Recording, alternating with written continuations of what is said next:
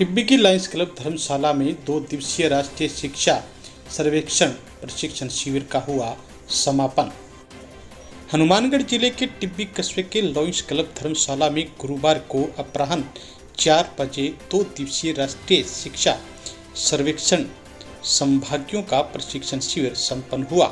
शिविर में आरपी उमेश शर्मा, सुरेंद्र गिल्ला, संजय शर्मा ने प्रशिक्षण दिया। शिविर में संभागियों को NEP 2020, NES आकलन, ब्लूम, टेक्नोसोमी और ब्लूप्रिंट द्वारा प्रश्न पत्र निर्माण आदि के बारे में विस्तार से जानकारी प्रदान की गई। यहाँ 2 दिवसीय ब्लॉक स्तरीय NES की ट्रेनिंग चल रही है।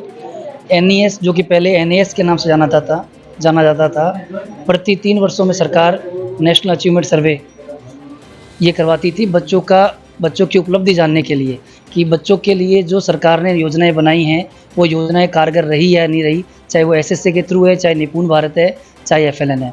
अब की बार इसका नाम 2024 में है, नाम इसका NES कर दिया गया है, नेशनल एजुकेशन सर्वे। और ये कक्षा 3, 6 और 9 3 कक्षाओं के लिए होगा।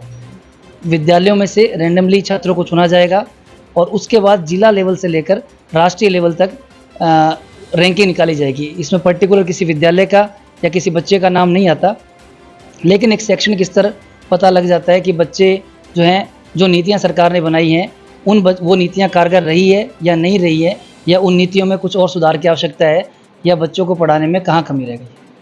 मेरा नाम मनिंदर कौर है। मैं गवर्नमेंट अपर प्राइमरी स्कूल चक 4-5 RWB मसीता वाली में कार्यरत हूँ। तो हमारी 2 दिन की कार्यशाला चल रही है, जिसका उद्देश्य है बच्चों में कैसे सुधार लाया जा सके और क्या सुधार लाया जा सके। तो इस ट्रेनिंग में सबसे पहले हमें ये बताया गया कि बच्चे को सिखाने के लिए हमें बच्चे के स्तर का निर्धारण करना होता है। सबसे पहले इसके लिए हम 3 तरह के आकलन होते हैं, बेसलाइन, आधार रेखा मूल्यांकन जिसको कहते हैं, रचनात्मक आकलन और योगात्मक आकलन। आधार रेखा मूल्यांकन में आकलन में हम निर्धारित करते हैं कि बच्चे में पूर्व ज्ञान कितना है, बच्चे का स्तर कैसा है। रचनात्मक आकलन में हम निर्धारित करते हैं कि बच्चे को सीखने के दौरान बच्चा कितना सीख पा रहा है, उसने कितने जो शिक्षण के उद्देश्य हैं वो प्राप्त कर लिए हैं और इसमें हम और क्या सुधार कर सकते हैं। तीसरा होता है योगात्मक आकलन। इसमें बच्चे ने पूरे वर्ष भर में क्या कुछ सीखा, क्या गतिविधि की, इसका आकलन किया जाता है। धन्यवाद। मेरा नाम राम कुमार राठी, वरिष्ठ अध्यापक हिंदी, राजकीय उच्च माध्यमिक विद्यालय सेरिका। लायंस क्लब धर्मशाला टिब्बी में हमारा 2 दिन का NES 2024 प्रशिक्षण चल रहा है, जिसमें कि बच्चों का जो शैक्षिक स्तर है उसमें सुधार है। तो विभिन्न प्रकार की जो गतिविधियां हैं उनके तहत बच्चों को किस प्रकार से उनका जो रटने की जो पद्धति है उससे अलग बच्चे जो पढ़ते हैं उसको समझे कितना है, उससे संबंधित एक परीक्षा होगी 4 दिसंबर को।